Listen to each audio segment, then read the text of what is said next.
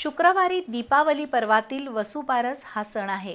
गोवत्स द्वादशी म्हणजेच वसुबारस दिवशी गाय आणि वासराची पूजा केली जाते। काही नागरिक गायींना नैवेद्य म्हणून चपाती, पुरणपोळी, गोडधोड पदार्थ आणि चक्क दिवाळीचा फराळ सुद्धा खाऊ घालतात। पण त्यातून गायीचं आरोग्य बिघडतं। तेलकट पदार्थांमुळे गायीच्या पचन संस्थेवर गंभीर परिणाम होऊ शकतात। त्यामुळे शुक्रवारी वसुबारस दिवशी गायींची पूजा करणाऱ्या भाविकांनी काही पथ्य पाळणं आवश्यक आहे। ज्या गायीची भक्तिभावानं पूजा केली जाते त्या गायीला नैवेद्य म्हणून ओला चारा, पेंड किंवा फळं खायला द्यावीत। चुकूनही फराळाचे पदार्थ किंवा पोळी, चपाती, गोडधोड पदार्थ देऊ नयेत असं आवाहन पशुवैद्यकीय अधिकारी डॉक्टर राजकुमार बागल यांनी केलंय। वसुबारसच्या निमित्त जनावरांना खाद्य जे घालणारा येणार आहेत त्यांना एक निवेदन आहे की गायींना शिजलेलं अन्न, कुठलंही शिजलेलं अन्न चालत नाही।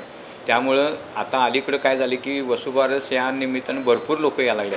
त्यामुळे त्यांनी तळलेले फराळाचं वगैरे घेऊन येतात। ते न घेऊन येता त्याच्यासाठी चारा, गहू, भुस्सा, भाजीपाला, फळं कोणताही वस्तू चालेल। आणि त्याचबरोबर रोडवरच्या गायींना पण काही घालताना त्यांना शिजलेलं अन्न किंवा फराळ बिराळ किंवा भाकरी, चपाती असं कुठलाही पदार्थ न देता त्यांना तुम्ही चारा वगैरे, फळं वगैरे, भाजीपाला द्या।